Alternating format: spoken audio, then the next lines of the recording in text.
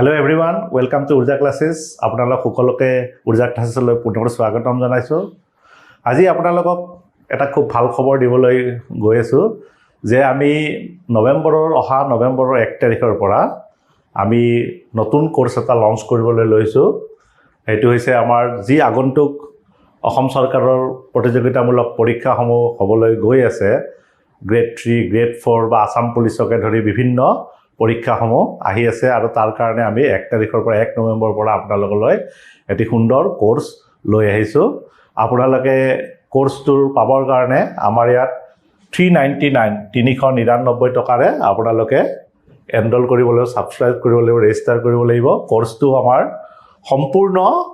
Online মাধ্যমেৰে হ'ব। Online মাধ্যমৰ দ্বাৰা কোৰ্সটো প্ৰদান কৰা হ'ব আৰু পাঠ্যক্ৰমসমূহ কোৰ্সটো দুটা বাইলিংগুৱেল হ'ব, অসমীয়া আৰু ইংৰাজী দুইটা ভাষাত আমি কোৰ্সটো সমাপ্ত কৰিবলৈ চেষ্টা কৰিম। প্ৰতিটো ক্লাস শেষ হোৱাৰ পিছত আপোনালোকে ৰেজিষ্টাৰ যিবিলাক আমাৰ ষ্টুডেন্ট থাকিব বা পেইড সাবস্ক্ৰাইবাৰ থাকিব তেওঁলোকে প্ৰতিটো ক্লাস শেষ হোৱাৰ পিছত ক্লাছৰ নোটসমূহ PDF নোট হিচাপে আৰু যি MCQ ডিসকাস কৰা হয় MCQ সমূহ আপোনালোকক WhatsApp গ্ৰুপত বা টেলিগ্ৰাম চেনেলত আপোনালোকক প্ৰদান কৰা হ'ব। গতিকে আপোনালোকে সকলোৱে আশা কৰিছো আমাৰ এই কোৰ্সটো সকলোৱে আকোৱালি ল'ব। আগন্তুক পৰীক্ষা বা যিকোনো প্ৰতিযোগিতামূলক পৰীক্ষাত সঘনাই আহি থকা প্ৰশ্নসমূহৰ বিষয়ে বা এটা টপিকৰ বিষয়ে আলোচনা কৰিবলৈ লৈছো। হেয়া হৈছে fundamental rights and fundamental duties with important MCQs। যে ভাৰতীয় নাগৰিকসকলৰ কাৰণে বা ভাৰতীয় জনসাধাৰণৰ কাৰণে ভাৰতৰ সংবিধানত কিছুমান মৌলিক অধিকাৰ প্ৰদান কৰা হৈছে। এই মৌলিক অধিকাৰসমূহ আমি একেবাৰে ডিটেইলছত আজি আলোচনা কৰিম। লগতে মৌলিক কৰ্তব্যসমূহৰ বিষয়ে আলোচনা কৰিম। যে কৰ্তব্য আৰু অধিকাৰ এটা মুদ্ৰাৰ ইপিঠি আৰু সিপিঠিৰ দৰে। And fundamental rights and duties are complementary to each other. They are like two sides of a same coin. এটা মুদ্ৰাৰ ইপিঠি আৰু সিপিঠিৰ দৰে। গতিকে অধিকাৰৰ লগত কৰ্তব্যৰ কথা জড়িত হৈ থাকে। গতিকে ভাৰতীয় সংবিধানত সন্নিৱিষ্ট থকা বিভিন্ন মৌলিক অধিকাৰসমূহ আৰু ভাৰতীয় নাগৰিক সকলৰ যিবোৰ মৌলিক কৰ্তব্য ভাৰতীয় সংবিধানত সন্নিৱিষ্ট কৰা হৈছে এই সমূহৰ বিষয়ে আমি বিশদভাৱে আজি আলোচনা কৰিম। গতিকে আমি দেৰি নকৰো ক্লাছলৈ আহোঁ, ক্লাছ আৰম্ভ কৰোঁ। Fundamental rights of Indian citizen ভাৰতীয় নাগৰিকৰ মৌলিক অধিকাৰসমূহ বা ভাৰতৰ জনসাধাৰণৰ মৌলিক অধিকাৰসমূহ আলোচনা কৰোঁ। প্ৰথমে আমি আলোচনা কৰিম মৌলিক অধিকাৰৰ বৈশিষ্ট্যসমূহ। যে ভাৰতীয় নাগৰিকসকলৰ যি মৌলিক অধিকাৰসমূহ ভাৰতৰ সংবিধানে আমাক প্ৰদান কৰিছে তাৰ কিছুমান সুকীয়া বৈশিষ্ট্য আছে। প্ৰথম আমি বৈশিষ্ট্যসমূহ আলোচনা কৰিম, তাৰ পিছত মৌলিক অধিকাৰসমূহ কি মৌলিক অধিকাৰ আছে, কি মৌলিক অধিকাৰ দিয়া হৈছে সেইবোৰ আমি বিশদভাৱে আলোচনা কৰিম। যে ভাৰতীয় সংবিধানত প্ৰদত্ত ভাৰতীয় নাগৰিকৰ বা ভাৰতীয় জনসাধাৰণৰ মৌলিক অধিকাৰসমূহৰ কিছুমান সুকীয়া বৈশিষ্ট্য আছে। ভাৰতীয় সংবিধানত এই মৌলিক অধিকাৰৰ ধাৰণাসমূহ আমাৰ আমেৰিকাৰ সংবিধানৰ পৰা লোৱা হৈছে। অৰ্থাৎ আমেৰিকাৰ সংবিধানত যে বিল অফ ৰাইটস আছে তাৰ পৰা আমাৰ ভাৰতীয় সংবিধানত এই মৌলিক অধিকাৰৰ ধাৰণাটো আনি সন্নিৱিষ্ট কৰা হৈছে। The idea of fundamental rights in the Constitution of India have been borrowed from the American Bill of Rights. গতিকে ইয়াৰ উপৰিও যিবোৰ বৈশিষ্ট্য আছে আমাৰ ভাৰতীয় নাগৰিকৰ মৌলিক অধিকাৰসমূহ সেইবোৰ আমি আলোচনা কৰোঁ। প্ৰথম হৈছে যে fundamental rights are the Indian Magna Carta of rights and freedoms. So fundamental rights of Indian peoples are known as Magna Carta of the rights and freedom of Indian people. যে ভাৰতীয় জনসাধাৰণৰ যি মৌলিক অধিকাৰ আছে এই মৌলিক অধিকাৰসমূহ ভাৰতৰ মেগনা কাৰ্টা বুলি উল্লেখ কৰিছে। সংবিধান বিশেষজ্ঞসকলে ভাৰতীয় সংবিধানত প্ৰদত্ত মৌলিক অধিকাৰসমূহক ভাৰতীয় জনসাধাৰণৰ স্বাধীনতা আৰু অধিকাৰৰ মেগনা কাৰ্টা বুলি উল্লেখ কৰিছে। ভাৰতৰ উচ্চতম ন্যায়ালয়ে মৌলিক অধিকাৰসমূহক সংবিধানৰ মূল গাঁথনিৰ অংশ হিচাপে অভিহিত কৰিছে। The Supreme Court of India has regarded the fundamental rights of Indian people as the part of basic structure of Indian Constitution. যে ভাৰতীয় সংবিধানৰ এক মূল গাঁথনি আছে, বেসিক স্ট্ৰাকচাৰ আছে। আৰু সেই বেসিক স্ট্ৰাকচাৰৰ অংশ হিচাপে উচ্চতম ন্যায়ালয়ে মৌলিক অধিকাৰসমূহক কি কৰিছে অভিহিত কৰিছে বেসিক স্ট্ৰাকচাৰৰ ধাৰণাটো আহিছিল 1971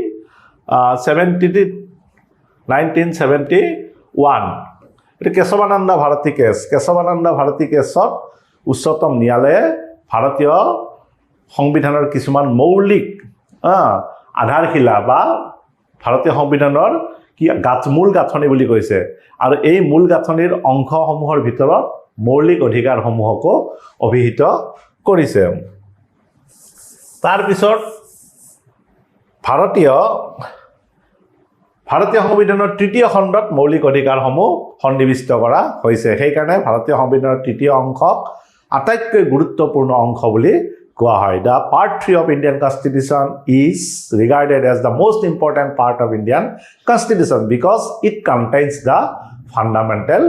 rights মৌলিক অধিকাৰসমূহ যেহেতু তৃতীয় অংশত বা তৃতীয় খণ্ডত অন্তৰ্ভুক্ত কৰা হৈছে সেই কাৰণে মৌলিক অধিকাৰসমূহ থকা তৃতীয় খণ্ডটোক ভাৰতীয় সংবিধানৰ আটাইতকৈ গুৰুত্বপূৰ্ণ অংশ হিচাপে বিবেচিত কৰা হয় part 3 of the Indian Constitution contains fundamental rights that's why this part is considered as the most important part of Indian Constitution তাৰ পিছত মৌলিক অধিকাৰৰ আন এটা গুৰুত্বপূৰ্ণ বৈশিষ্ট্য হৈছে যে মৌলিক অধিকাৰসমূহ ন্যায়সংগত বা মৌলিক অধিকাৰসমূহ বিচাৰযোগ্য fundamental rights are justiciable it means we can approach the judiciary you can approach the court for the fulfillment of our fundamental rights if our rights are violated or encroached by others অৰ্থাৎ ভাৰতীয় নাগৰিকসকলৰ মৌলিক অধিকাৰসমূহ এই কাৰণে বিচাৰযোগ্য যে কোনোবাই যদি আমাৰ মৌলিক অধিকাৰসমূহ হস্তক্ষেপ কৰে অযথা হস্তক্ষেপ কৰে আমি আদালতৰ জৰিয়তে এইবোৰ সাব্যস্ত কৰিব পাৰো অৰ্থাৎ আমাৰ মৌলিক অধিকাৰসমূহ কোনোবাই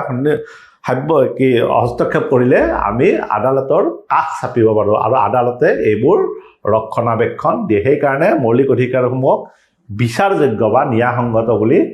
কোৱা হয় fundamental rights are justiciable তাৰ পিছত কোৱা হৈছে নেতিবাচক আৰু ইতিবাচক অধিকাৰ negative and positive rights it means some of fundamental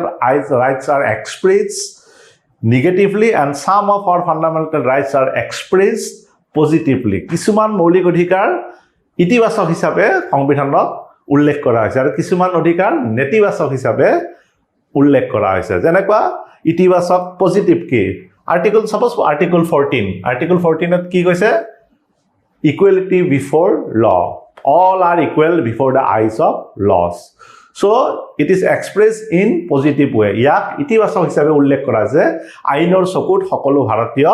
সমান বা সকলো জনসাধাৰণৰ সমান আকৌ নেগেটিভলি আৰ্টিকল 15 ত কৈছে এটো নেগেটিভ আৰ্টিকল 15 ত কি কৈছে no discrimination shall be made on the ground of caste religion language sex place of birth etc যে জাতি ধৰ্ম বৰ্ণ ভাষাৰ নামত কোনো ধৰণৰ বৈষম্যৰ সৃষ্টি কৰিব নোৱাৰিব গতিকে ইয়াক কি কোৱা হৈছে নেগেটিভ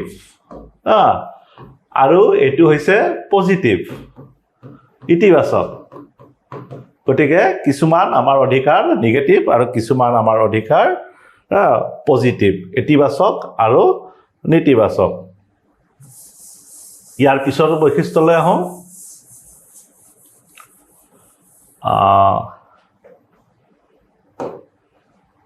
সংখ্যালঘুসকলৰ বাবে বিশেষ অধিকাৰ ভাৰতীয় সংবিধানৰ মৌলিক অধিকাৰসমূহৰ ভিতৰত কেইটামান অধিকাৰ সংখ্যালঘুসকলৰ বাবে দিয়া হৈছে সেই কাৰণে ভাৰতীয় সংবিধানৰ সংখ্যালঘুসকলৰ কিছুমান বিশেষ অধিকাৰ আছে বুলি কোৱা হয় যেনেকৈ article 29 and article 30 article 29 and 30 provide some special protection for the minorities গতিকে সংখ্যালঘুসকলৰ বাবে বিশেষ অধিকাৰ প্ৰদান কৰা হৈছে আৰু এটা গুৰুত্বপূৰ্ণ বৈশিষ্ট্য হৈছে যে ভাৰতীয় নাগৰিকসকলৰ কাৰণে বা ভাৰতৰ জনসাধাৰণৰ কাৰণে কোনো ধৰণৰ অৰ্থনৈতিক অধিকাৰ নাই we have many fundamental rights but we have no economic rights we have some economic rights but these economic rights are not recognized as fundamental rights যে মৌলিক অধিকাৰ যিবিলাক ভাৰতীয় নাগৰিকৰ মৌলিক অধিকাৰ সকলোবোৰ মৌলিক অধিকাৰ ৰাজনৈতিক ইয়াৰ প্ৰকৃতি ৰাজনৈতিক অৰ্থনৈতিক অধিকাৰ আমাক মৌলিক অধিকাৰ হিচাপে প্ৰদান কৰা হোৱা নাই no economic rights for the Indian people পিছৰ বৈশিষ্ট্যলৈ আহোঁ কিছুমান অধিকাৰ নাগৰিকৰ বাবে আৰু কিছুমান নাগৰিক আৰু বিদেশীৰ বাবে some rights are meant for the citizen of India and some rights are meant for citizen and alliance যে এখন দেশত দুই প্ৰকাৰৰ মানুহ বাস কৰে জনসাধাৰণ কিছুমান হৈছে নাগৰিক আৰু কিছুমান বিদেশী নাগৰিক কোন নাগৰিক বিলাক হৈছে স্থায়ী বাসিন্দা তেওঁলোক এখন দেশৰ ভূখণ্ডত স্থায়ীভাৱে বসবাস কৰে ৰাষ্ট্ৰৰ প্ৰতি আনুগত্য প্ৰকাশ কৰে আৰু ৰাষ্ট্ৰৰ প্ৰদত্ত সকলো অধিকাৰ উপভোগ কৰে তেওঁলোকক নাগৰিক বুলি কোৱা হয় citizens are the permanent residents and citizens always shows allegiance to the state and citizens are entitled to enjoy all the rights recognized by the states আৰু বিদেশী বিলাক হৈছে অস্থায়ী তেওঁলোক অন্য দেশৰ পৰা কোনো কামত এখন দেশলৈ আহে আৰু কাম শেষ হোৱাৰ পিছত নিজৰ দেশলৈ উভতি যায় তেওঁলোকক বিদেশী বুলি কোৱা হয় ফৰেইনাৰ্ছ বুলি কোৱা হয় এলায়েন্স বুলি কোৱা হয় গতিকে কিছুমান অধিকাৰ ভাৰতীয় নাগৰিকসকল কেৱল নাগৰিকসকলে উপভোগ কৰে বিদেশীসকলৰ সেই অধিকাৰ প্ৰদান কৰা হোৱা নাই আৰু আন কিছুমান অধিকাৰ সকলোৱে ইয়াত উপভোগ কৰিব পাৰে যেনে ধৰ্মৰ অধিকাৰ right to religion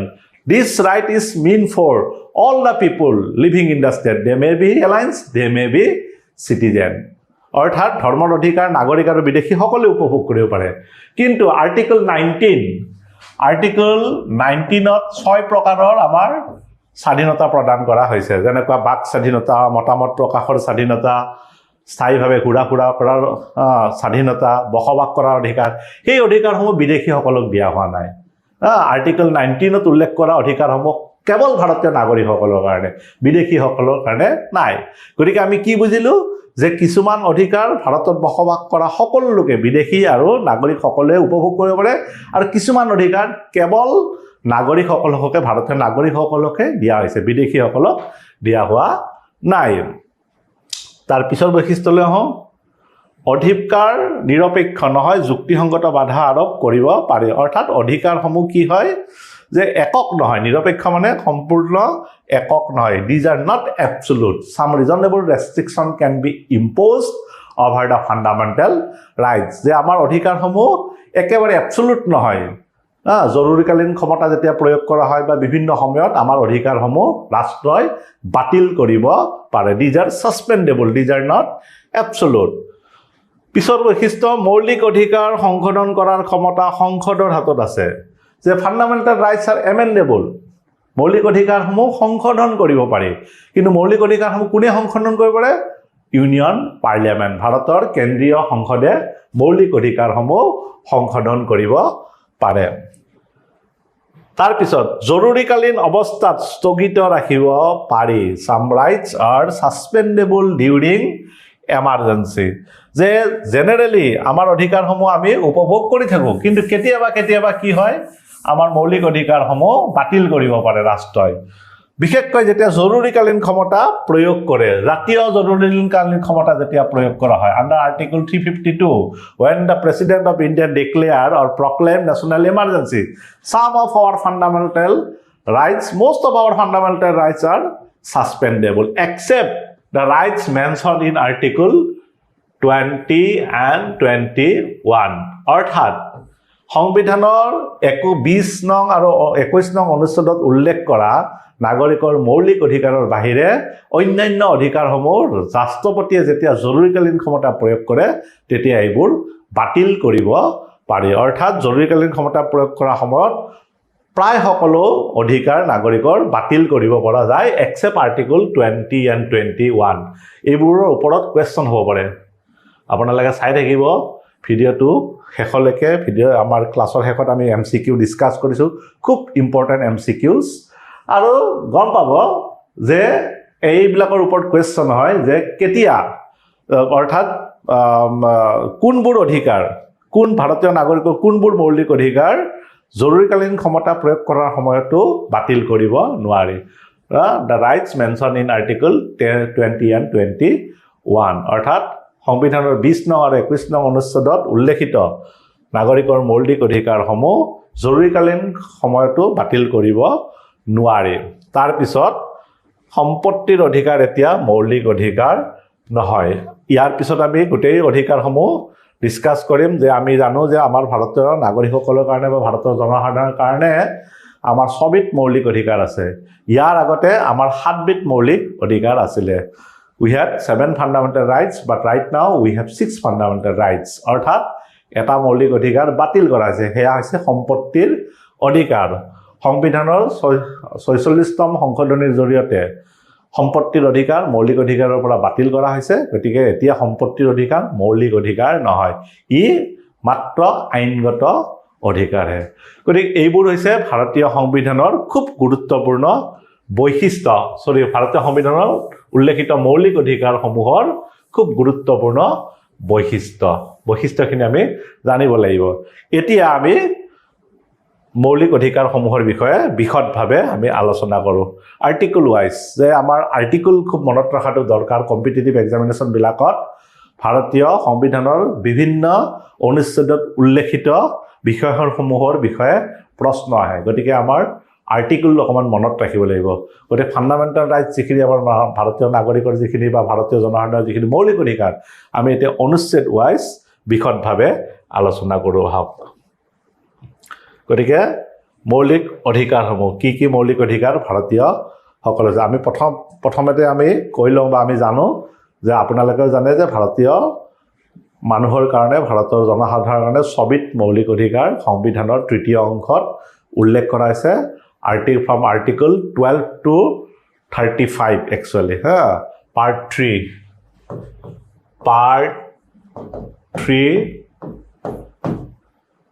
article 12 to 35 part 3 article 12 to 35 of our constitution contain fundamental rights সংবিধানৰ তৃতীয় অংশ অৰ্থাৎ 12 নং অনুচ্ছেদৰ পৰা 35 নং অনুচ্ছেদলৈ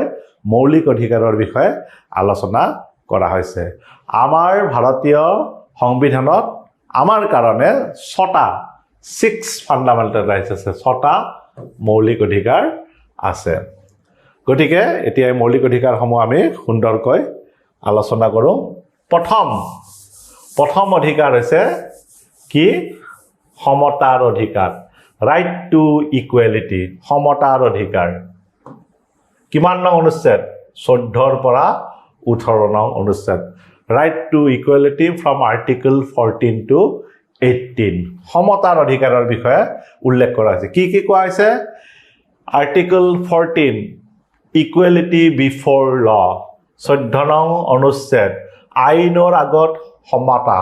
অৰ্থাৎ আইনৰ চকুত সকলো সমান ভাৰতত বসবাস কৰা সকলো লোক আইনৰ চকুত সমান সকলোকে আইনে সমানে ৰক্ষণাবেক্ষণ দিব আৰ্টিকল 15 prohibition of discrimination বৈষম্যৰ নিষেধাজ্ঞা অৰ্থাৎ সংবিধানৰ 15 নং অনুচ্ছেদত কোৱা হৈছে যে ৰাষ্ট্ৰই জনসাধাৰণৰ মাজত জাতি ধৰ্ম বৰ্ণ ভাষা লিংগৰ ভিত্তিত কোনো ধৰণৰ বৈষম্যৰ সৃষ্টি নকৰিব state will not make any discriminations among the people of India on the ground of caste religion language sex place of birth etc ইয়াক কি কোৱা হৈছে বৈষম্যৰ নিষেধাজ্ঞা তাৰ পিছত আৰ্টিকল 16 equality of opportunity কি কোৱা হৈছে সুযোগৰ সমতা অৰ্থাৎ all will get equal opportunity in India to serve the nations or to take part in political life সকলোৱে ভাৰতত বসবাস কৰা সকলোৱে সমান সুযোগ সুবিধা লাভ কৰিব আৰ্টিকল 17 prohibition of untouchability অস্পৃশ্যতা নিষেধাজ্ঞা কৰা হৈছে অৰ্থাৎ অস্পৃশ্যতা বিলুপ কৰা হৈছে যে আমাৰ ভাৰতত এটা ব্যাধি আছিল সামাজিক ব্যাধি সেয়া হৈছে অস্পৃশ্য নীতি আনটাচেবিলিটি এতিয়া আনটাচেবিলিটি কোনোৱে ব্যৱহাৰ কৰিব নোৱাৰিব কোনোৱে অস্পৃশ্য নীতি কোনোৱে প্ৰয়োগ কৰিব নোৱাৰিব now untouchability practising of untouchability is a punishable offence under the law কোনোবাই যদি এতিয়া অস্পৃশ্য নীতি প্ৰয়োগ কৰে ব্যৱহাৰ কৰে তেওঁক আইনৰ দ্বাৰা শাস্তি প্ৰদান কৰা হয় তাৰ পিছত আৰ্টিকল 18 এবলিশনস অফ টাইটেল উপাধি বিলুপ্তি 18 নং অনুচ্ছেদত কোৱা হৈছে যে কোনো ব্যক্তিয়ে উপাধি লাভ কৰি সৰকাৰ বা বৈদেশিক ৰাষ্ট্ৰৰ পৰা উপাধি লাভ কৰিব নোৱাৰিব অৰ্থাৎ ব্ৰিটিছে যেতিয়া আমাৰ শাসন চলাইছিল আমাক তেতিয়া কি হৈছিল কিছুমান উপাধি দিছিল জনসাধাৰণৰ কিহৰ কাৰণে যে বৈষম্যৰ সৃষ্টি কৰাৰ কাৰণে নাগৰিকৰ মাজত বা জনসাধাৰণৰ মাজত বিভাজন সৃষ্টি কৰাৰ কাৰণে কিছুমান উপাধি দিয়া হৈছিল এতিয়া আমি কোনো ৰাষ্ট্ৰ বা সৰকাৰ বা কোনো অন্য ৰাষ্ট্ৰৰ পৰা আমি উপাধি গ্ৰহণ কৰিব নোৱাৰিম অৱশ্যে ইয়াত কিছুমান এক্সেপচনেল আছে ৰাইটস আৰ নট এবসলিউট কোৱা হৈছে যে নাগৰিকৰ অধিকাৰসমূহ একক নহয় প্ৰত্যেকৰ লগত কিছুমান এক্সেপচনেল থাকে যেনেকৈ এটা উপাধি বিলুপ্তকৰণ কৰা হৈছে উপাধি কিন্তু চৰকাৰে আউটষ্টেণ্ডিং কন্ট্ৰিবিউশনৰ কাৰণে আমাক কি কৰিব পাৰে কিছুমান উপাধি দান কৰিব পাৰে যেনেকৈ ভাৰত ৰত্ন ভাৰতৰ সৰ্বোচ্চ উপাধি ভাৰত ৰত্ন পদ্মভূষণ পদ্মশ্ৰী পদ্ম বিভূষণ এইবিলাক উপাধি আমাক প্ৰদান কৰিব পাৰে নাইবা যিবিলাক আমাৰ সামৰিক উপাধি আছে মিলিটাৰী গেলেণ্টাৰী এৱাৰ্ড অশোক চক্ৰ পৰমবীৰ চক্ৰ এইবিলাক উপাধি প্ৰদান কৰিব পাৰে কিন্তু জেনেৰেলি আমি উপাধি ৰাষ্ট্ৰ প্ৰদান কৰিব নোৱাৰে এইবিলাক আউটষ্টেণ্ডিং ফিল্ডত কিছুমান আউটষ্টেণ্ডিং কন্ট্ৰিবিউশনৰ কাৰণে উপাধি প্ৰদান কৰিব পাৰে গতিকে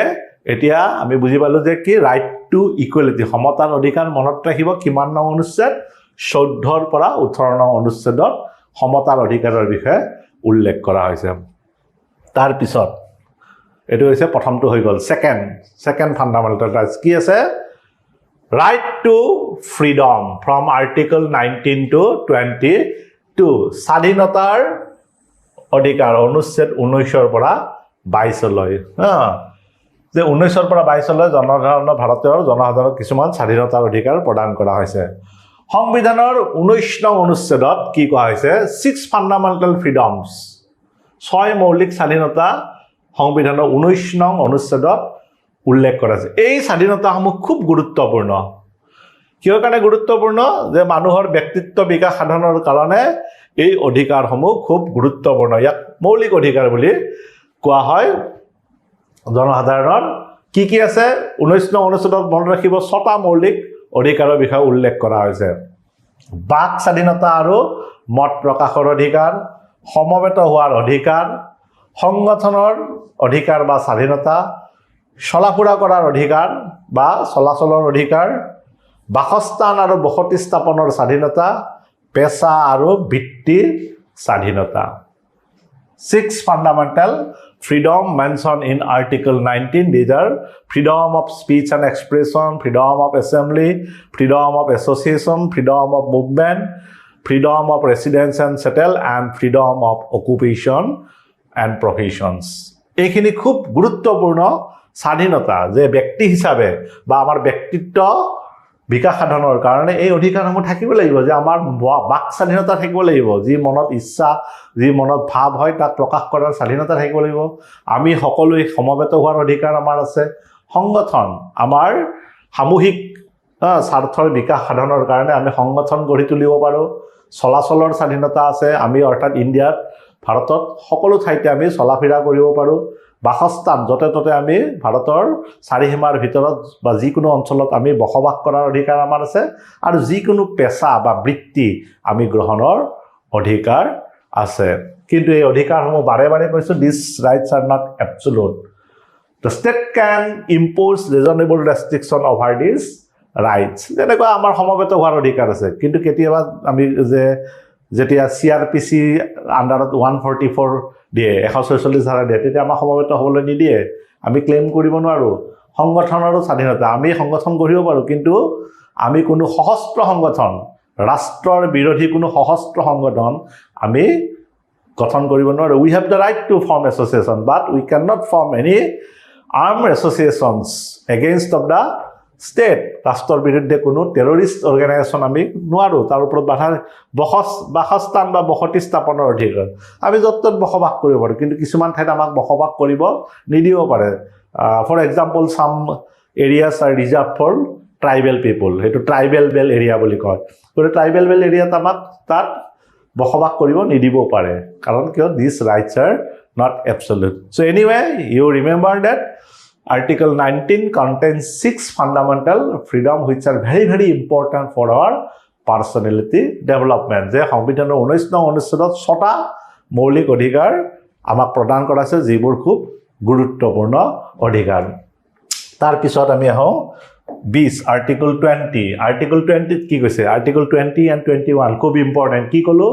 যে জৰুৰীকালীন ক্ষমতা প্ৰয়োগ কৰাৰ সময়ত ৰাষ্ট্ৰপতিয়ে সব ক্ষমতা বাতিল কৰিলে article 20 and 21 can not suspend অৰ্থাৎ আৰ্টিকল 20 আৰু 21 নং অনুচ্ছেদত থকা মৌলিক অধিকাৰসমূহ ইভেন ৰাষ্ট্ৰপতিও বাতিল কৰিব নোৱাৰে কি কি আছে আৰ্টিকল 20 ত চোৱা আৰ্টিকল 20 তিনিটা আমাৰ খুব গুৰুত্বপূৰ্ণ অধিকাৰ দিছে আমাক তিনিটা খুব গুৰুত্বপূৰ্ণ অধিকাৰ প্ৰদান কৰিছে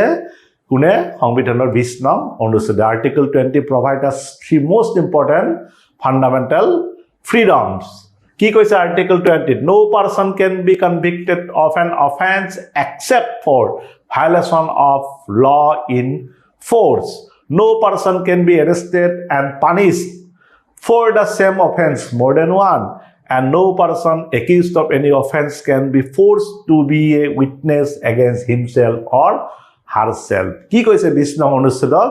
যে এজন ব্যক্তিক আইন ভংগ কৰাৰ অপৰাধৰ বাহিৰে আন কোনো কাৰণতে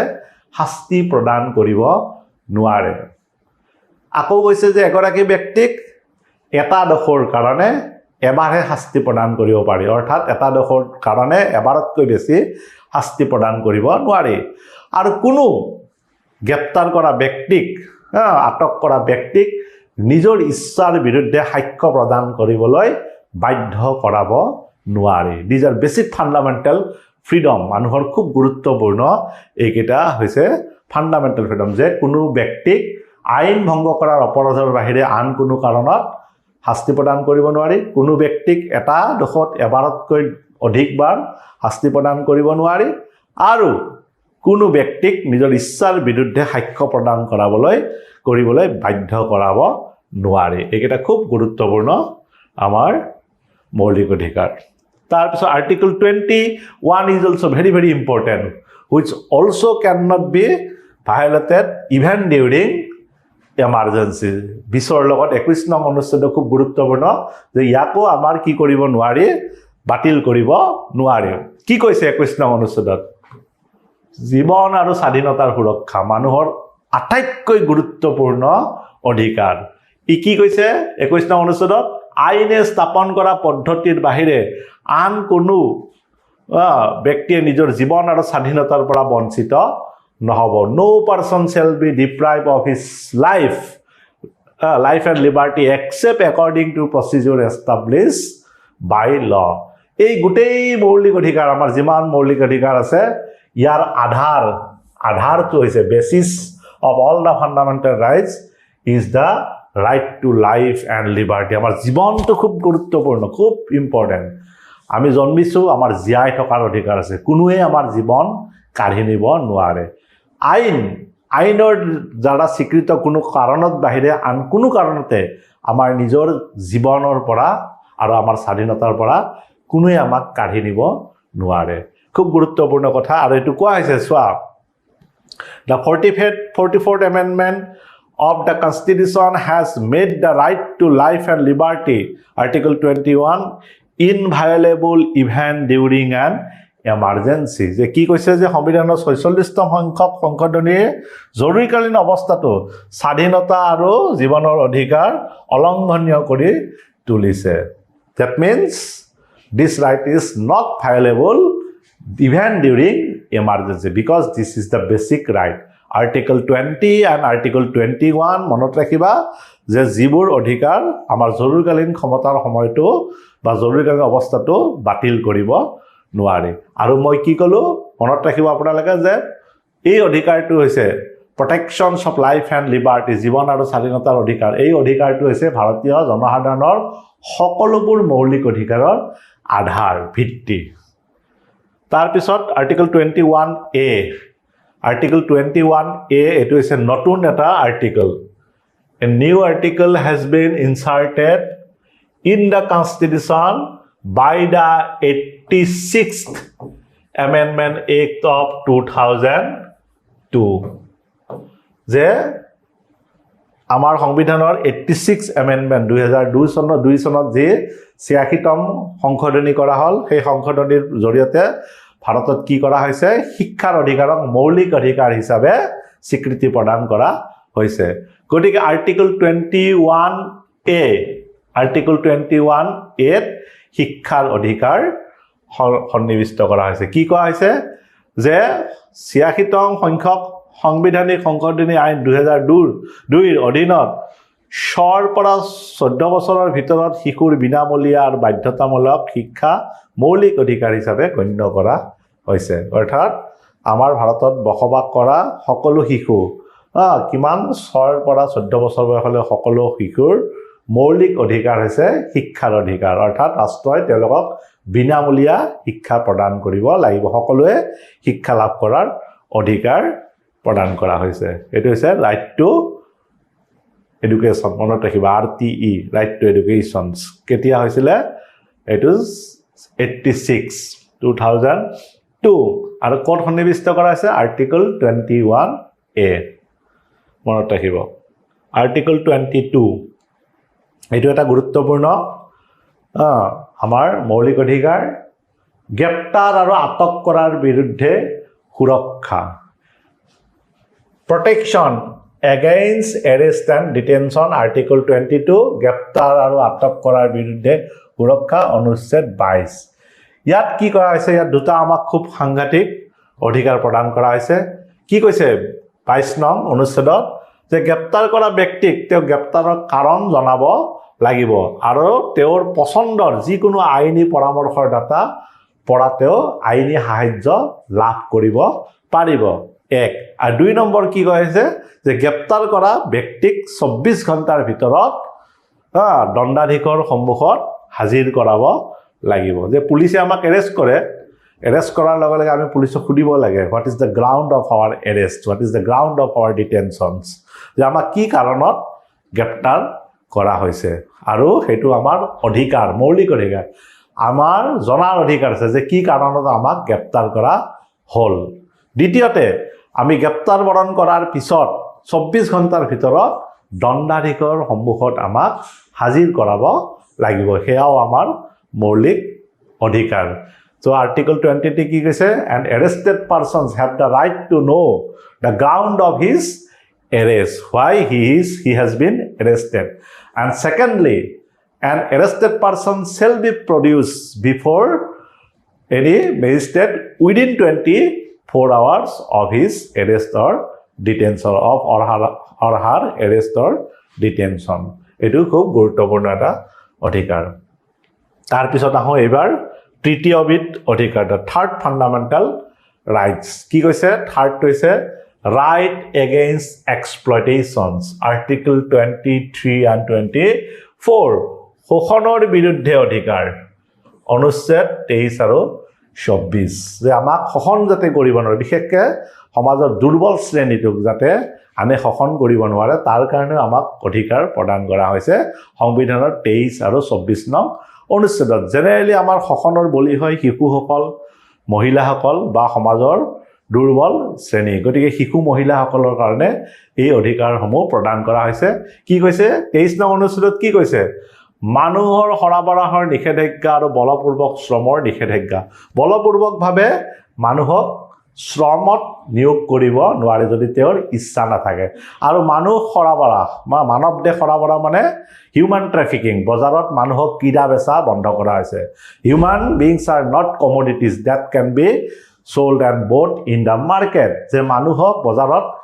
বস্তুৰ দৰে কিনা বেচা কৰিব নোৱাৰি গতিকে কিনা বেচা ওপৰত নিষেধাজ্ঞা কৰা হৈছে মানৱ দেহৰ আৰু কি কৰা হৈছে বলপূৰ্বক শ্ৰমৰ পৰা তেওঁলোকক ৰেহাই দিয়া হৈছে আৰু সংবিধানৰ 24 নং অনুচ্ছেদত কি হৈছে শিশুৰ নিয়োগ নিষেধাজ্ঞা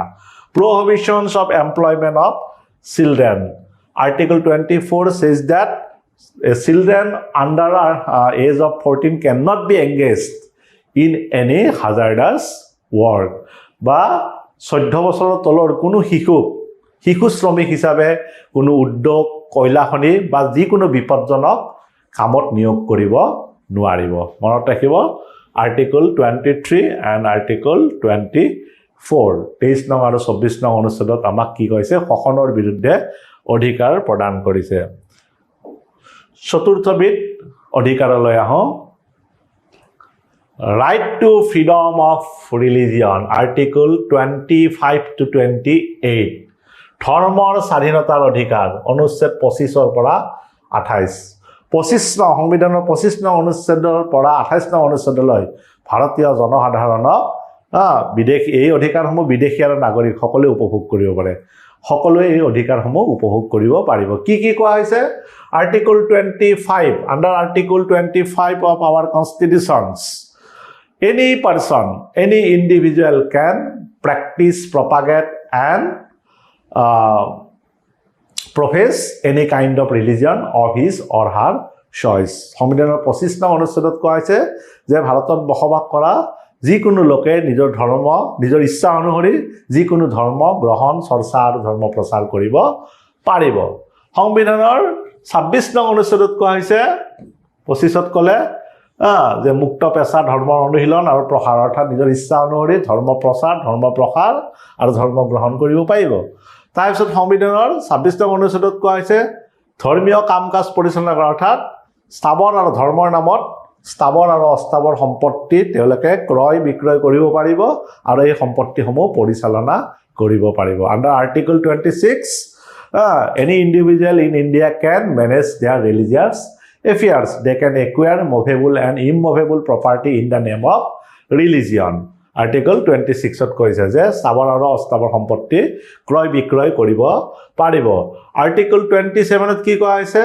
freedom from not paying taxes for the promotion of any religion অৰ্থাৎ no tax shall be collected from any Indian people for the promotion of any particular religion যে কি কোৱা হৈছে যে কোনো বিশেষ ধৰ্মৰ উন্নয়নৰ কাৰণে বা ধৰ্ম প্ৰচাৰৰ বাবে কোনো ধৰণৰ কৰ কাটল সংগ্ৰহ কৰিব নোৱাৰিব অৰ্থাৎ বটম লাইন এনেকুৱা যে কি ক'ব পাৰো যে ধৰ্মৰ নামত ভাৰতত কোনো ধৰণৰ কৰ কাটল সংগ্ৰহ কৰা নিষেধ কৰ কাটল সংগ্ৰহ কৰিব নোৱাৰিব article 28 কি কৈছে prohibitions of imparting of religious institutions so no religious instruction can be or shall be provided in any educational institution run wholly or partially out of the state fund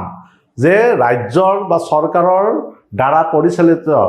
কোনো শিক্ষা অনুষ্ঠানতে কোনো ধৰণৰ ধৰ্মীয় শিক্ষা প্ৰদান কৰিব নোৱাৰিব অৰ্থাৎ ৰাষ্ট্ৰৰ দ্বাৰা চৰকাৰৰ দ্বাৰা পৰিচালিত কোনো শিক্ষা অনুষ্ঠানত ধৰ্মীয় শিক্ষা প্ৰদান কৰা নহব এটো কোৱা হৈছে আৰ্টিকল 28 সংবিধানৰ 28 নং অনুচ্ছেদত মনত ৰাখিব ধৰ্মৰ স্বাধীনতাৰ অধিকাৰ right to freedom of religion from article 25 to 28 25 নংৰ পৰা 28 নং অনুচ্ছেদলৈ আমাৰ ধৰ্মীয় স্বাধীনতাৰ বিষয়ে উল্লেখ কৰা হৈছে 5 নম্বৰ মৌলিক অধিকাৰটো হৈছে cultural and educational right from article 29 to 30 সাংস্কৃতিক আৰু শৈক্ষিক অধিকাৰ অনুচ্ছেদ 29 আৰু 30 article 29 and 30 যে এই অধিকাৰটো অলপ আগতে আমি কৈছিলো এই অধিকাৰসমূহ মাইনৰিটি পিপলছ সংখ্যালঘুসকলৰ কাৰণে প্ৰদান কৰা হৈছে কি কোৱা হৈছে article 29 right to maintain language script and culture the minority people have the right under article 29 to maintain their own language script and culture অৰ্থাৎ সংবিধানৰ 29 নং অনুচ্ছেদত কোৱা হৈছে যে সংখ্যালঘুসকলে তেওঁলোকৰ নিজৰ ভাষা লিপি সংস্কৃতি বজাই ৰাখিব পাৰিব আৰ্টিকল 30 নং অনুচ্ছেদত কোৱা হৈছে শিক্ষানুষ্ঠান প্ৰতিষ্ঠা আৰু প্ৰশাসনৰ অধিকাৰ অৰ্থাৎ মাইনৰিটি সকলে তেওঁলোকৰ নিজৰ কাৰণে শিক্ষানুষ্ঠান এষ্টাব্লিশ আৰু এডমিনিষ্ট্ৰেট কৰিব পাৰিব নিজৰ কাৰণে তেওঁলোকৰ শিক্ষানুষ্ঠান পাতিব পাৰিব আৰু শিক্ষানুষ্ঠান প্ৰতিষ্ঠা আৰু পৰিচালনা কৰিব পাৰিব the minority have the right under article 30 to establish and maintain their own educational institution last শেষৰ বিধ অধিকাৰ right sorry শেষৰ আগতে আৰু এটা কথা থাকিলে এখিনি right to property অলপ আগতে আমি আলোচনা কৰিছো article 31 সম্পত্তিৰ অধিকাৰ Article 31 to কেনেকৈ থাকি গ'ল চাওক right to equality 14 to 18 সমতাৰ অধিকাৰ 18 পৰা 14 পৰা 18 নং 19 right to freedom 19 to 22 19 নং 19 পৰা 22 নং অধিকাৰ কি আছিল স্বাধীনতাৰ অধিকাৰ তাৰ পিছত 23-24 শোষণৰ বিৰুদ্ধে অধিকাৰ right against exploitation 23-24 তাৰ পিছত ধৰ্মৰ অধিকাৰ 25 to 28 right to religion from 25 to 28 তাৰ পিছত 29 to 30 কি সংস্কৃতি আৰু শিক্ষাৰ অধিকাৰ কালচাৰেল এণ্ড এডুকেশ্যনেল ৰাইট 32 হৈছে আমাৰ right against right to constitutional remedies 32 31 থাকি গ'ল 31 এতিয়া নাই 31 টো হৈছে right to property but right to property has been deleted from the list of fundamental rights and it has been placed under article 300A as legal rights মনত ৰাখিব nowadays right to property is not a fundamental rights it has been deleted from the list of fundamental rights by the 44th Amendment Act of 1978 and placed under Article 300A as legal rights. যে সম্পত্তিৰ অধিকাৰ এতিয়া মৌলিক অধিকাৰ নহয় ই এটা আইনগত অধিকাৰ আইনী অধিকাৰ আৰু ইয়াক সংবিধানৰ 300 কত এতিয়া স্থান দিয়া হৈছে গতিকে 31 Article 31 is not a fundamental rights কি আছিলে সম্পত্তিৰ অধিকাৰ right to equality এতিয়া আমি শেষৰ বিট মৌলিক অধিকাৰৰ বিষয়ে আহো এটো হৈছে right to constitutional remedies article 32 খুব গুৰুত্বপূৰ্ণ এটা আৰ্টিকল সাংবিধানিক প্ৰতিকাৰৰ অধিকাৰ 32 নং অনুচ্ছেদ আৰ্টিকল 32 এই অধিকাৰটোক আম্বেদকাৰ ডক্টৰ বি.আৰ. আম্বেদকাৰে কি কৈছে this right has been termed by Dr. B.R. Ambedkar as heart and soul of all the fundamental rights অৰ্থাৎ বি.আৰ. আম্বেদকাৰ সংবিধানৰ প্ৰতিষ্ঠাপক বি.আৰ. আম্বেদকাৰে এই অধিকাৰক অন্যান্য মৌলিক অধিকাৰৰ হাৰ্ট বুলি আত্মা বুলি কৈছে কিহৰ কাৰণে কৈছে যে এই অধিকাৰটো খুব গুৰুত্বপূৰ্ণ আৰ্টিকল 32 কি কৈছে যে আমাৰ মৌলিক অধিকাৰসমূহ পুনৰ উদ্ধাৰৰ কাৰণে আমি আদালতৰ কাষ চাপিব পাৰো মৌলিক অধিকাৰ পূৰণৰ বাবে আদালতলৈ যোৱাৰ অধিকাৰ প্ৰদান কৰিছে article 32 so we have the right to approach the judiciary for the fulfillment of our fundamental rights যে আমি আগতেই কৈছো যেতিয়া আমি অধিকাৰৰ বৈশিষ্ট্যসমূহ আলোচনা কৰিছো আমি জানিব পাৰিছো যে আমাৰ অধিকাৰসমূহ বিচাৰযোগ্য our fundamental rights are justiciable that means if our rights are violated or encroached by others we can approach the judiciary for fulfillment of our fundamental rights that's why judiciaries are considered as the guardian of our fundamental rights যে মৌলিক অধিকাৰসমূহৰ আমাৰ ৰক্ষা কবচ হৈছে ন্যায়পালিকা অৰ্থাৎ আমাৰ অধিকাৰসমূহ বিচাৰযোগ্য আমাৰ অধিকাৰসমূহৰ ওপৰত যদি কোনোবাই অযথা হস্তক্ষেপ কৰে বা কোনোবাই যদি আমাৰ অধিকাৰসমূহ খৰ্ব কৰে আমি আদালতত গৈ এইবোৰ সাব্যস্ত কৰিব পাৰো সেই কাৰণে অধিকাৰসমূহ আমাৰ বিচাৰযোগ্য বুলি আৰু কোনে আমাৰ অধিকাৰসমূহ ৰক্ষা কৰে আদালতে ন্যায়পালিকা সেই কাৰণে ন্যায়পালিকা আমাৰ মৌলিক অধিকাৰৰ ৰক্ষা কবচ বুলি কোৱা হয় the judiciaries are considered as the safeguard of our fundamental rights কেনেকৈ তেওঁলোকে safeguard দিয়ে under article 32 the Supreme Court of India can issue 5 writs to protect our fundamental rights কি writs issue কৰিব পাৰে the Supreme Court of India under article 32 can issue writs of habeas corpus mandamus prohibition quo warranto and certiorari by issuing these 5 writs the Supreme Court of India under article 32 can protect our fundamental rights অৰ্থাৎ supreme কোৰ্টে সংবিধানৰ 32 নং অনুচ্ছেদ অনুসৰি 5টা লেখ জাৰি কৰিব পাৰে এই লেখসমূহ জাৰি কৰি আমাৰ কি কৰিব পাৰে অধিকাৰসমূহ ৰক্ষণাবেক্ষণ দিব পাৰে কি লেখ বন্দী প্ৰত্যক্ষীকৰণ, পৰমাধিদেশ, নিষেধাজ্ঞা, বাধা আৰোপ, বাধা নিষেধ আৰু উৎপ্ৰেষণ। এই 5টা লেখ জাৰি কৰি আমাৰ মৌলিক অধিকাৰসমূহ আমাৰ আদালতে অৰ্থাৎ উচ্চতম ন্যায়ালয়ে আমাক ৰক্ষা কৰিব পাৰে। আৰু এই ৰিট জাৰি কৰাৰ অধিকাৰ অকল সুপ্ৰিম কোৰ্ট নহয়, হাইকোৰ্টৰো আছে। High Court and Supreme Court both can issue writs to protect our fundamental rights. So High Court under Article 226, under Article 226, High Court also can issue writs. অর্থাৎ উচ্চতম ন্যায়ালয়ৰ উপৰিও ৰাজ্যৰ উচ্চ ন্যায়ালয়ৰ 226 নং অনুচ্ছেদৰ জৰিয়তে লেখ জাৰি কৰি আমাৰ মৌলিক অধিকাৰসমূহ ৰক্ষণাবেক্ষণ দিব পাৰে। মনত ৰাখিব, under Article 32 Supreme Court, under Article 226, High Court can issue writs to protect our fundamental rights. মনত ৰাখিবা। গতিকে 5টা ৰিট জাৰি কৰিব পাৰে সুপ্ৰিম কোৰ্টে under Article 32 আৰু under Article 226 High Court 5টা লেখ জাৰি কৰি আমাৰ অধিকাৰসমূহ ৰক্ষা কৰিব পাৰে। সেয়েহে ন্যায়পালিকৰ আমাৰ মৌলিক অধিকাৰৰ ৰক্ষা কবচ বুলি কোৱা হয়। গতিকে এইসমূহ হৈছে আমাৰ মৌলিক অধিকাৰ। এতিয়া আমি আহোঁ আন এটা গুৰুত্বপূৰ্ণ বিষয়লৈ, সেয়া হৈছে মৌলিক কৰ্তব্য, যে অধিকাৰ আৰু কৰ্তব্য একেলগে থাকে। Rights and duties go together. Rights and duties go hand in hand. Rights and duties are two sides of a same coin. অধিকাৰ আৰু কৰ্তব্য একেলগে থাকে। অধিকাৰ আৰু কৰ্তব্য এটা মুদ্ৰাৰ ইপিঠি আৰু সিপিঠিৰ দৰে। আমি আচলতে কৰ্তব্য পালন নকৰাকে অধিকাৰ আমি আশা কৰিব নাপায়। গতিকে আমাৰ ভাৰতীয় সংবিধানত আমাৰ ভাৰতীয় নাগৰিকসকলৰ কাৰণে, ভাৰতীয় জনসাধাৰণৰ কাৰণে বহুতো মৌলিক অধিকাৰ প্ৰদান কৰিছে। কিন্তু আমাৰ কৰ্তব্য কেনেকুৱা, কি কৰ্তব্য আছে, কেনেকুৱা কৰ্তব্য আছিল, সেইবিলাকৰ বিষয়ে আমি আজি আলোচনা কৰোঁ। এতিয়া কথা হ'ল যে আমাৰ মৌলিক কৰ্তব্যৰ কিছুমান সবিশেষ বা বৈশিষ্ট্যৰ বিষয়ে আমি জানিব পাৰোঁ। এইখিনি কথা খুব গুৰুত্বপূৰ্ণ কথা। যে rights and duties go together, আমি জানো ডিউটি আৰু অধিকাৰ একেলগে থাকে, কৰ্তব্য আৰু অধিকাৰ একেলগে থাকে।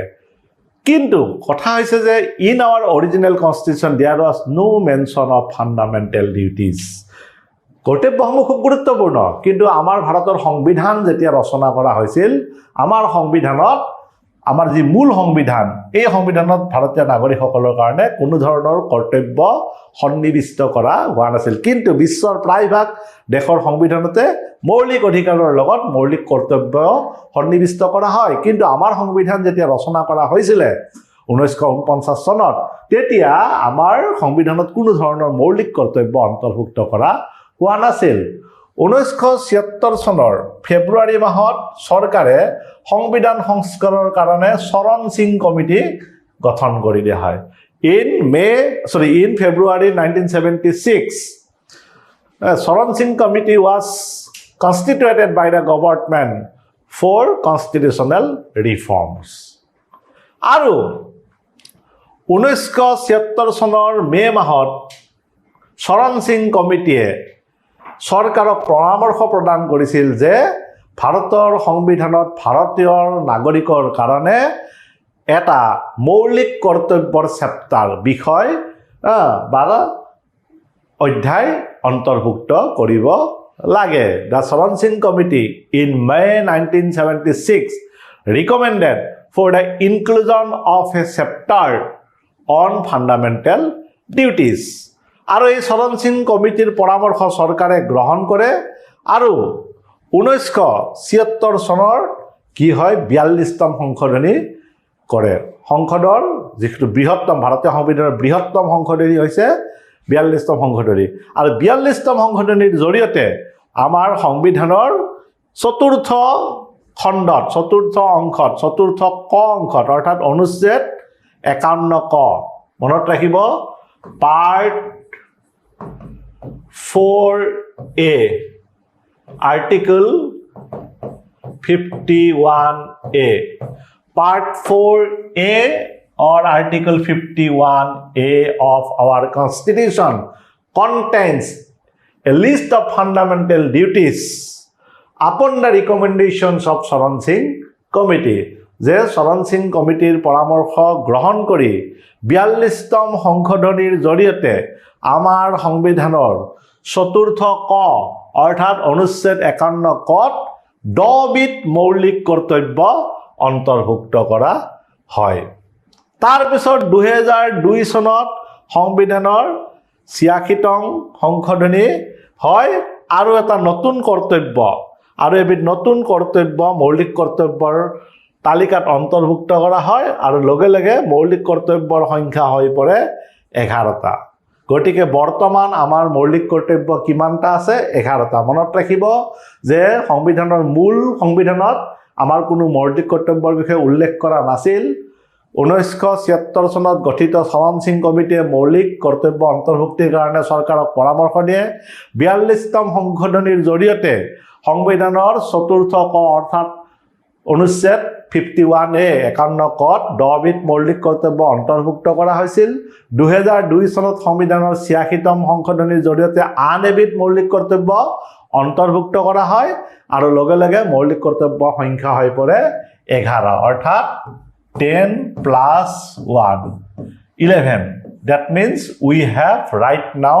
11 fundamental duties which are included in part 4A or article 51A of our constitution. মনত ৰাখিব। এতিয়া আমি মৌলিক কৰ্তব্যসমূহ আলোচনা কৰোঁ। আপোনালোকে এইবোৰ কিতাপত আছে, ধুনীয়াকৈ আছে। মৌলিক কৰ্তব্য আমাৰ 11বিধ কি কি মনত ৰাখিব। প্ৰথম নাছিল, তাৰপিছত 10বিধ 1976ত হ'ল, 2002ত আৰু এটা হ'ল, গতিকে এতিয়া 11বিধ। কি কি আছে? To abide by the Constitution and respect its ideal and institution, the national flag and national anthems. To cherish and follow the noble ideals which inspired our national struggle for freedom. To uphold and protect the sovereignty and unity and integrity of India. To defend the country and render national service when called upon to do so. To promote harmony and common brotherhood of all the people of India and renounce any practice derogatory to the dignity of women. To value and preserve the rich heritage of our composite culture. To protect and improve the natural environment including forests, lakes, rivers and wildlife, and to have compassion for living creatures. To develop a scientific temper, humanism and spirit of inquiry and reform. To safeguard public property and adjourn violence. To strive toward excellence in all spheres of individual and collective activities so that the nation constantly rise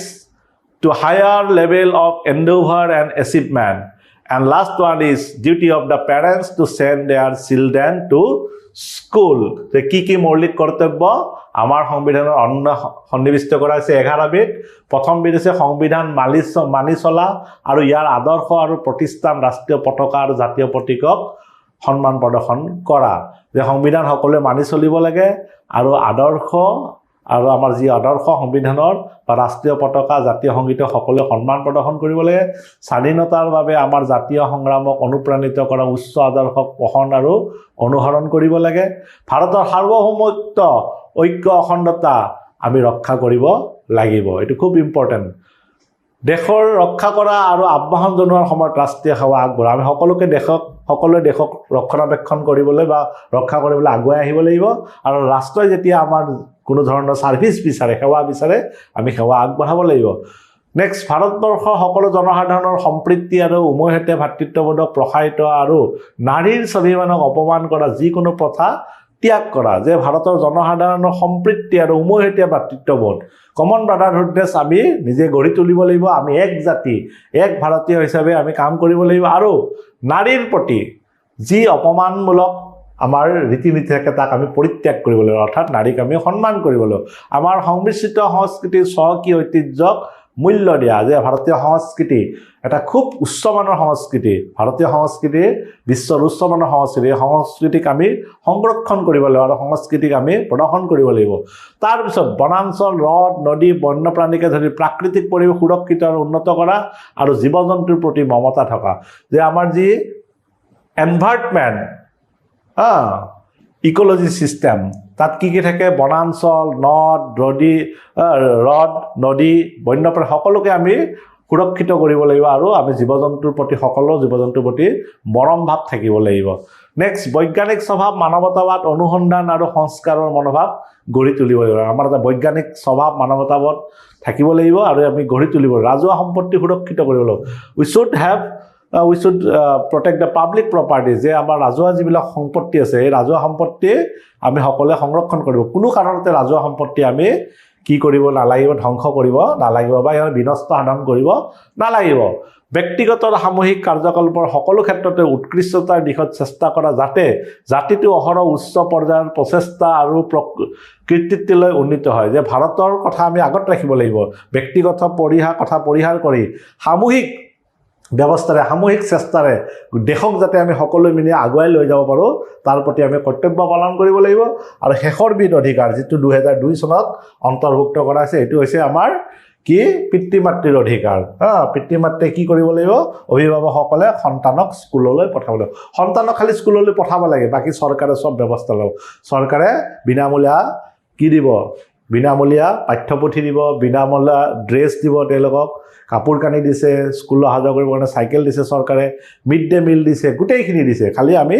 স্কুললৈ সকলোৱে পঠিয়াব লাগে it is the duty of the parents to send their children to the school এইবিলাক হৈছে আমাৰ মৌলিক কৰ্তব্য গতিকে আজি আমি খুব গুৰুত্বপূৰ্ণ বিষয় দুটা আলোচনা কৰিলো মৌলিক অধিকাৰ আৰু মৌলিক কৰ্তব্যসমূহ ইয়াৰ পিছত আমি খুব ইম্পৰ্টেন্ট MCQ সমূহ আলোচনা কৰিম গতিকে আপোনালোকে আমাৰ চেনেল সাবস্ক্ৰাইব কৰিব চেনেলটোত আপোনালোকে ইউটিউব চেনেল আমাৰ যে উৰ্জা ক্লাছেছ চেনেল সাবস্ক্ৰাইব কৰিব